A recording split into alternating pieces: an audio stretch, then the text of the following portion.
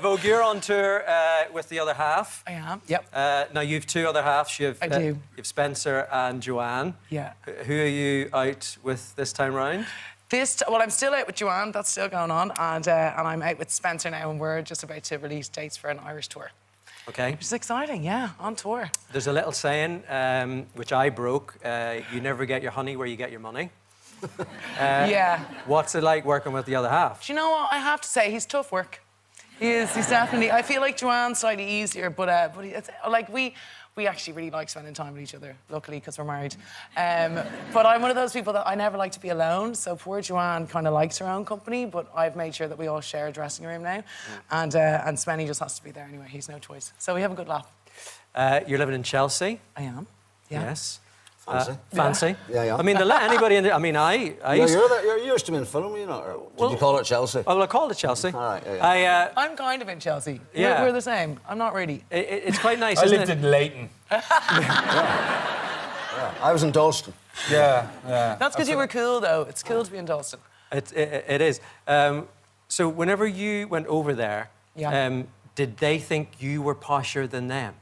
You see, that's the great thing about the UK. They don't know if you're posh or not. That's great. Yeah, so it's true. amazing. It's brilliant. They've no idea. Yeah. They've no idea They can't that grade your accent. They were fairly certain about me, to tell you the truth.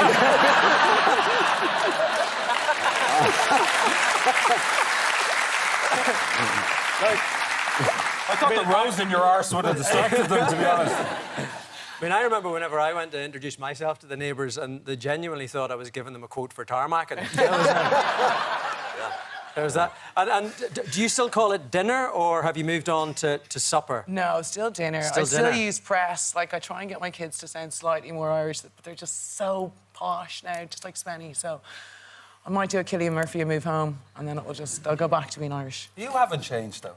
No, I think that my accent's exactly the same. Yeah. Sometimes I hear myself saying a word and I'm like, oh, God, I won't be bringing that back home. But we try to keep everything quite Irish in our house. Baz, we got to talk. We said it in the intro. We got to talk. It's not that we're jealous, but what's it like to win an Emmy? That's a long time ago now. Look, I mean, look, hey, you got to take it. An Emmy's an Emmy. Yeah. An Emmy's an Emmy. And I am jealous. No. Absolutely delighted for you. Yeah. I'll be honest. That was for, like, best scripted... Oh, yeah, what right? was it? Yeah. No, I don't actually remember. It was something. Scripted, no, non-scripted, right? And I watched one of... You get to see all the other nominees, and there was this documentary made about this Belgian doctor who built a plane and went to Africa and did all this amazing work. And I was crying watching it. And I remember there was one, and he had a couple of the kids in the plane, and the kid was like, "It's like flying." And I was like, we are not winning. Like, I was like, that was the most beautiful thing I've ever seen. Like, bastard. So we went, had no speech, had nothing, was there with my mum, was terrified for her because Catherine Zeta-Jones fella, what's his name? Michael Douglas. He was skulking around, and he'd get up on a cracked plate. So I was like, I was trying to keep an eye on my mum, and then they gave out the nominees, and we won. And I was the most ungraceful, because the other table of Belgian people were here, and I was like, like, it was awful but wonderful. It was great. It was my mum's first time in New York, so to share that with her. Brilliant. And then afterwards I went, "Do you want to go to the after party?" And she was like, "Well, we just go to a bar and have chicken wings." So I rang an Irish bar in New York, and they thought I was just taking the mickey. And then we arrived in, me and my mum, just with the Emmy, and just ate chicken wings. So you're the Emmy. You were up for the Golden Globe. I have won a few awards, but I was up for Golden Globe for Best Actor for Jekyll. And it was during the writer's strike, the first writer's strike, which was a real gutter because the Golden Globes used to do brilliant, like, you know, party kind of bags and stuff. But anyway, so I ended up bizarrely watching it. I think I met you.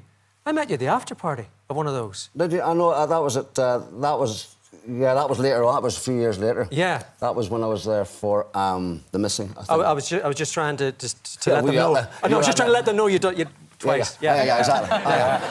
No, but I was, but I ended up watching it because there was only they only had a kind of a live stream, and I was in Belfast with Liam, big Liam Neeson. Actually, we were over doing something, and we watched it together. And there was just this woman saying the nominations, and then she went, and the winner is Jim Broadbent. And Liam just looked at me and he went, "Shite." And also, very quickly, I also was nominated for a BAFTA for the Missing, and I was at the ceremony, sat down there, and the Leslie Sharp read out the nominations, and she said, "And the winner is Jason Watkins," and I was literally like that, oh, God, like that, stretching my back there, you know.